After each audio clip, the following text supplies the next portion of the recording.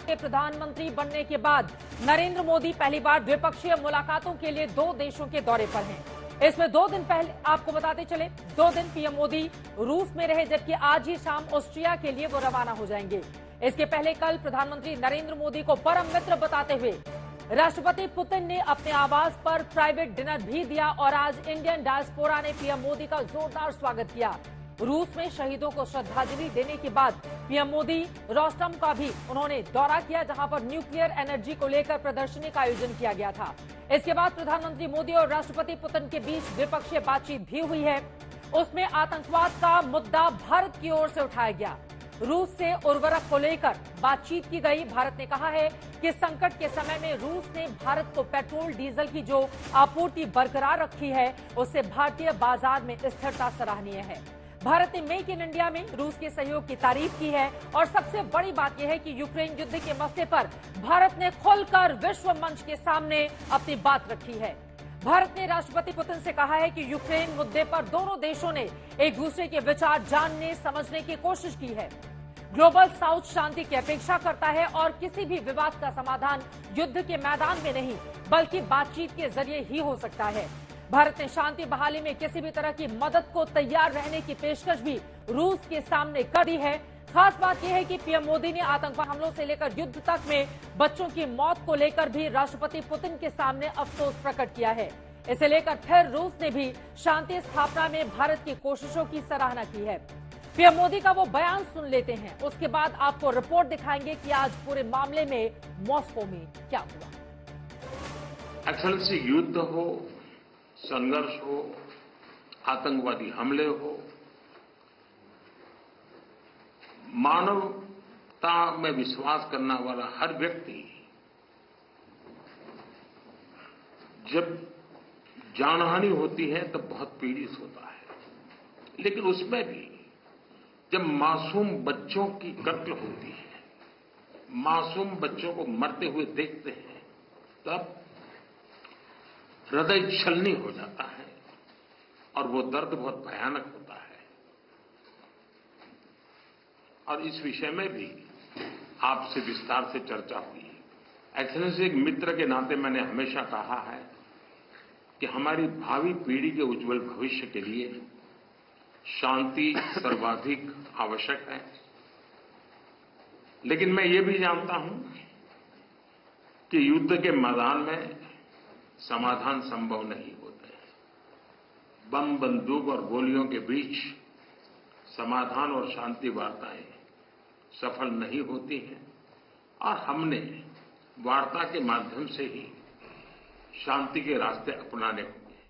प्रधानमंत्री नरेंद्र मोदी का ये बहुत बड़ा बयान है, क्योंकि दुनिया भर की निगाह, खासतौर से पश्चिमी देशों की निगाह भारत और रूस की इस वार्ता पर बनी हुई थी और यूक्रेन मसले को लेकर प्रधानमंत्री नरेंद्र मोदी की ओर से जो बड़ी बात कही गई वो अपने आप में काफी ज्यादा महत्वपूर्ण है। फिलहाल इस वक्त भारत और रूस के प्रतिनिधि मंडल स्तर की बातचीत चल रही है।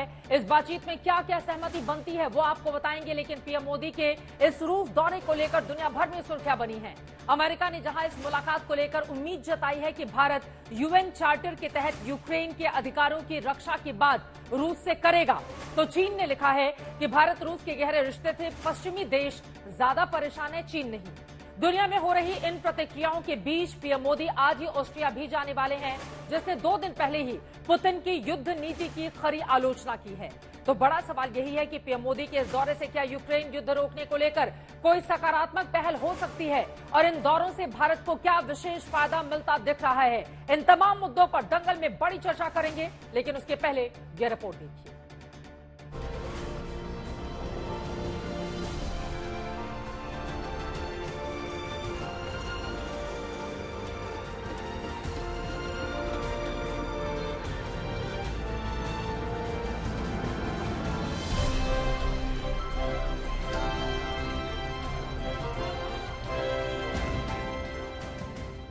मॉस्को में पीएम मोदी के 2 दिन देखते ही देखते बीत गए। हवाई अड्डे शुरू हुआ जश्न का सिलसिला थमा ही नहीं। कभी पीएम मोदी के स्वागत में विदेशी जमीन पर गरबे के रंग बिखर रहे थे, कभी ढोल नगाड़े बज रहे थे, तो कभी भारतीय नृत्य संगीत के सांस्कृतिक कार्यक्रम हो रहे थे। कभी राष्ट्रपति पुतिन गले लगाकर परम मित्र का स्वागत करते दिखे, तो कभी खुद से ड्राइव करके कार्ड पर पीएम को सैर कराते।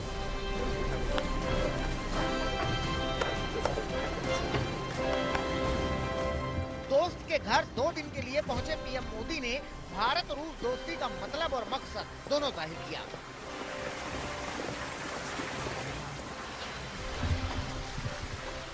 रूस शब्द सुनते ही हर भारतीय के मन में पहला शब्द आता है भारत के सुख दुख का साथी, भारत का भरोसेमंद दोस्त।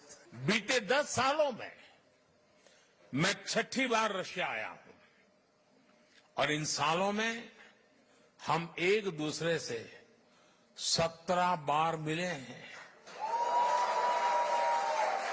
ये सारी मीटिंग ट्रस्ट और रिस्पेक्ट को बढ़ाने वाली रही है। रूस और पुतिन के साथ भारत और मोदी की दोस्ती सिर्फ कूटनीतिक रिश्ते की नहीं बल्कि 140 करोड़ भारतवासियों के सद्भाव का संदेश लेकर मॉस्को पहुंचे पीएम मोदी के स्वागत सत्कार के हर पल में नजर आई। प्रियत मॉस्को,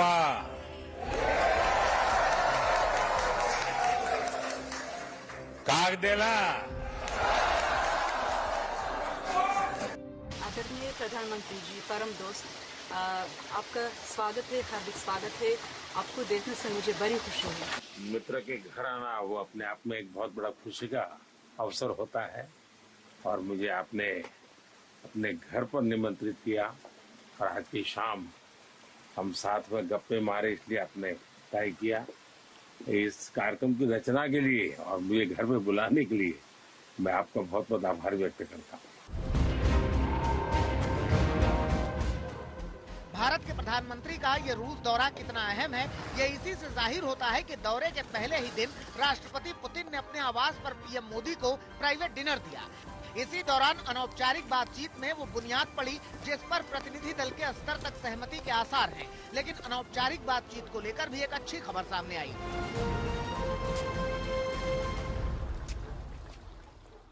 बहुत गर्मजोशी से रूस के राष्ट्रपति प्रधानमंत्री से मिले। उस समय जो चर्चा हुई और कई घंटों तक वो चर्चा चली, उसी में प्रधानमंत्री नरेंद्र मोदी ने यह मुद्दा उठाया था कि इन भारतीयों को बरगला कर यहां लाया गया था और उन्हें युद्ध के मैदान में भेज दिया गया, तो उन्हें जल्द से जल्द भारत भेजना चाहिए, ये भारत की प्राथमिकता है।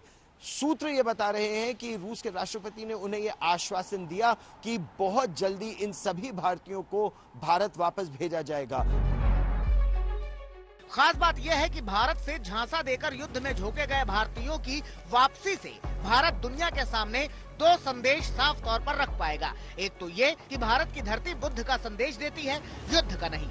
जैसा कि उत्तर कोरिया एलानिया तौर पर यूक्रेन युद्ध में प्रशिक्षण देने के लिए अपने विशेषज्ञ सैनिक भेज रहा है। दूसरा ये कि भारतीयों के साथ दुनिया की कोई ताकत नाइंसाफी नहीं कर सकती। सर पे लाल टोपी रूसी, फिर भी